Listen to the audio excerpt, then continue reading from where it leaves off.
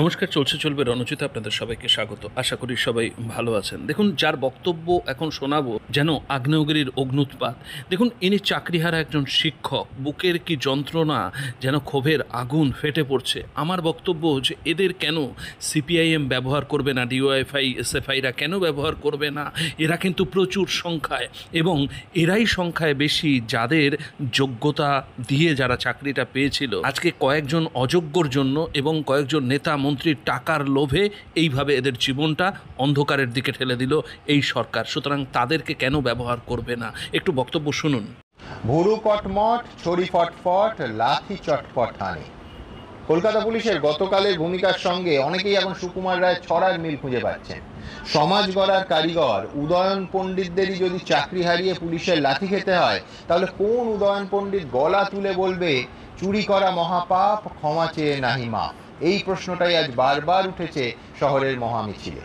আর এরই মধ্যে কেউ কেউ আবার পদাঘাতেরও ওরা খুঁজে পাচ্ছেন। কাদের লাথি কোন সময় বেশি নিন্দনীয় আর কাদের লাথি একটু কম নিন্দনীয়, এই দুর্ভাগ্যজনক তরজাও আমাদের দেখতে হচ্ছে। আজকে এই অনুষ্ঠানে আমার প্রথম বক্তা যিনি, তিনি চাকরিহারা, তিনি শিক্ষক। তার প্রাপ্তির ভারাক্ত পূর্ণ। কেন বলছি? যোগ্য শিক্ষক, তা সত্ত্বেও চাকরিটি গেছে। প্রচুর প্রতিশ্রুতি পাচ্ছেন। গতকাল নজিরবিহীনভাবে গোটা দেশ দেখেছে যে এই শিক্ষককেই একজন কসবা থানার পুলিশ কর্মী লাথি মারছেন। কসবার ডিআই অফিসে গিয়ে আক্রমণকারী তকমা পেয়েছেন। আবার বলছি, প্রাপ্তির ভারাক্ত পূর্ণ। দুজন মহিলা সহ 6 জন পুলিশ কর্মীকে ওনারা গুরুতরভাবে আহত করেছেন। সেই জন্য হালকা বলপ্রয়োগ করতে হচ্ছে কলকাতা পুলিশকে। কিন্তু প্রাপ্তির ভাড়াটা বোধহয় তখনও পূর্ণ হয়নি। পূর্ণ হলো যখন সর্বশেষ প্রাপ্তি হলো যে পুলিশের ভারী বুটের লাথিও খেলেন আর জামিন অযোগ্য ধারায় দুটো ফৌজদারি মামলা খেলেন। আমি প্রথমেই অমিত রঞ্জন ভূঁইয়ার কাছে যাব। অত্যন্ত চেনা মুখ। গত সপ্তাহে ইনফ্যাক্ট ঘটনাচক্রে গত বৃহস্পতিবার এই অনুষ্ঠানে ওই ডান দিকের একই চেয়ারে বসেছিলেন। আমি অমিতবাবুর কাছে যাব যে শিক্ষক হিসেবে কিছুদিন আগেও তো ক্লাসে এক ঝাঁক কচি কাচাকে পড়াতেন। এই পরিবর্তিত পরিস্থিতি সামলাতে পারছেন? কতটা যন্ত্রণা হচ্ছে? শুভ সন্ধ্যা। কিন্তু আমাদের গত 1 বছর ধরে আমাদের সন্ধ্যা, সকাল, রাত্রি কোনোটাই আর শুভ হচ্ছে না। বড় যন্ত্রণা, বড় কষ্ট, বড় লজ্জা নিয়ে বেঁচে রয়েছি। এই সরকার আমাদের জন্যে যে পরিস্থিতি তৈরি করেছে, সেখান থেকে আমরা কোনোভাবেই বেরোতে পারছি না। একটু আগেই আপনাদের প্রতিবেদনে দেখলাম যে এই সরকারের বিভিন্ন নেতা মন্ত্রীরা বলছে ডিআই অফিসে গেছেন কেন? আমাদের প্রশ্ন, আপনারা চাকরি চুরি করেছিলেন কেন? এই প্রশ্নটা আমি দৃঢ়ভাবে রাখছি। আপনাদের চাকরি চুরির ফলে আজকে আমাদের এই অবস্থা হচ্ছে। আপনারা যদি চালের মধ্যে কাঁকর না মেশাতেন, তাহলে আমরা আমাদের এই দুর্দিন, এই অনিশ্চিত জীবন ও জীবিকার মধ্যে পড়তে হতো না। আজকে ডিআই অফিসে গিয়ে আমি লাথি খেয়েছি। এই লাথি আমার শরীরে লাগেনি, এই লাথি আমার বুকে লেগেছে, আমার সহকর্মীদের বুকে লেগেছে, সমগ্র শিক্ষক সমাজের উপরে লেগেছে। এটা লজ্জার। এটা পশ্চিমবঙ্গ, যে পশ্চিমবঙ্গ বিবেকানন্দ, রবীন্দ্রনাথ, বিদ্যাসাগরের পশ্চিমবঙ্গ, নেতাজির পশ্চিমবঙ্গ, সেই পশ্চিমবঙ্গের শিক্ষকুল ভুল লুণ্ঠিত। ডিআই অফিসে আমাদের কিছু সাধারণ দাবি ছিল। আমরা খুব শান্তভাবে একটা সাধারণ আন্দোলনের মধ্যে দিয়ে গিয়েছিলাম, কিন্তু সেখানে পুলিশ নির্মমভাবে আমাদেরকে লাঠি পেটা করেছে, লাথি মেরেছে। সত্যি সরকারের যদি এই মুখ হয়, এই মুখ কিন্তু মানবিক নয়। সরকার চুরি করবে, তার দায় আমাদের নিতে হবে। যে সরকার মেধাবীদের চাকরি সুফল সবজি মান্ডিতে বিক্রি করেছে চড়া দামে, তার দায় আমাদের নিতে হবে। কেন?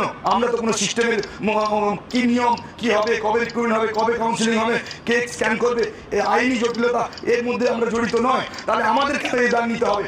আর ওনারা বড় বড় ভাষণ দেবেন, প্রতিশ্রুতি দেবেন, আমাদেরকে বিশ্বাস করতে হবে। আমরা সেই দিনই বিশ্বাস করবো 2024-এর 22 এপ্রিলের আগে, যেদিন আমরা সম্মান নিয়ে বিদ্যালয়ে মাথা উঁচু করে, যেদিন লাস্ট দিন পর্যন্ত চাকরি করতাম, বাচ্চাদের সঙ্গে আমরা চক ডাস্টার নিয়ে ক্লাসে গিয়ে ক্লাস করতাম, একদম ভালো মানসিকতা নিয়ে, শান্ত মন নিয়ে। সেই পরিস্থিতি যতদিন না তৈরি হবে, আমরা কাউকে বিশ্বাস করছি না। আচ্ছা, আমি এখানে পরের প্রশ্নে আসবো। সেটা হচ্ছে, কালকে একেবারে প্রেস কনফারেন্স করে রাজ্যের মুখ্য সচিব, Kolkata police commissioner, ADG law and order বলেছেন যে এটা রিয়েল পিকচার নয়, যে পিকচার আপনারা পোর্ট্রে করছেন। আপনারা ল অ্যান্ড অর্ডার নিজেদের হাতে তুলে নিয়েছেন। 1, 2, আপনারাই আগে আক্রমণ করেছেন, তারপর ওই পুলিশকর্মী প্রত্যাঘাত করে। 3, আপনাদের আক্রমণে 2 জন মহিলা পুলিশকর্মী সহ 6 জন পুলিশকর্মী গুরুতর আহত হয়েছেন। আচ্ছা, 4 হচ্ছে যে সেই জন্য বাধ্য হয়ে পুলিশকে হালকা বল প্রয়োগ করতে হয়। এক্স্যাক্ট ওয়ার্ডটা মৃদু বল প্রয়োগ ছিল, হালকা, ওনার অফিশিয়াল রিলিজে। তো ব্যাপারটা আপনাদের বিভিন্ন সংবাদ মাধ্যম তাদের ভিজুয়াল অ্যাভেলেবেল রয়েছে, কারা বল প্রয়োগ করছে, কাদের হাতে লাঠি ছিল, কারা দেখুন এই যে ভাঙা লাঠি আমরা দেখিয়েছি, এই লাঠি আমাদের মেরে ভেঙে দেওয়া হয়েছে, এই লাঠির টুকরো আমরা সংগ্রহ করেছি, এইটা কসবা থানার লাঠি, দেখুন এই লাঠি আমরা সাধারণ নয়, আপনি দেখলেই বুঝতে পারবেন এটা পুলিশের লাঠি, ভেঙে আমাদের লাঠি করেছে। আমাদের এক সহকর্মী কালকে ওখানে উলঙ্গ হয়ে শুধু ইনারওয়্যার করেছিল, আপনারা দেখেছেন সেটা তার গোটা পায়ে মেরে একদম কালশিটে মেরে দিচ্ছে। আমার এখানে পায়ে মেরেছে, কিন্তু আসল ব্যথাটা মনে হয় আমাদের শরীরে নয়, আমাদের মনে লেগেছে, আমাদের শিক্ষক সমাজ শিক্ষা ব্যবস্থার উপরে লেগেছে, আমাদের হৃদয়ে লেগেছে। এই লজ্জা পশ্চিমবঙ্গের লজ্জা, শিক্ষা ব্যবস্থার লজ্জা, এই লজ্জা বাংলার লজ্জা, এই লজ্জা আমরা কোথায় রাখবো? আমরা কি করে মাথা উঁচু করে দেশের মাথা উঁচু করবো যে শিক্ষা সংস্কৃতির জন্য বাঙালি পরিচিত? আমরা যদি শিক্ষা যদি এইভাবে পিছিয়ে যায়, স্কুলগুলো যদি এই অবস্থা হয়, আর স্কুলগুলো একটা কথা বলুন, যেহেতু ওই পুলিশ কর্মী আপনাকেই মারছে, তার আগে ওই পুলিশ কর্মী কসবা থানায় যিনি কাজ করেন তার ওপর কি কোনো আক্রমণ হয়েছিল? না, প্রথম আক্রমণটা ওনারাই করেছেন। আমরা ভেতরে ঢোকার পর আমাদের চাবি দেওয়া তালা দেওয়া কর্মসূচি ছিল, আমরা দিয়ে শান্তভাবে ভেতরে বসেছিলাম, ওনারাই ঠেলাঠেলি করে।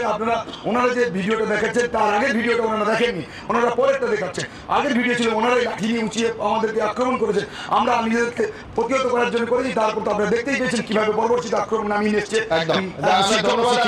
আমি ঠিক এইখানে অমিত দেখুন, এই চাকরিহারা শিক্ষকের যে ক্ষোভের আগুন সেটা পরিষ্কার আপনারা অনুধাবন করতে পারলেন। এবং এখানে তিনি যে সরকারের এই তৃণমূল সরকারের অপদার্থতা, তাদের যে টাকার লোভ, সেটা সরাসরি তিনি দায়ী করলেন, দোষী করলেন। কোনো জায়গায় তার বক্তব্যের মধ্য দিয়ে কিন্তু বিকাশ রঞ্জন ভট্টাচার্য বা সিপিএম দায়ী এটা কিন্তু প্রকাশ পায়নি।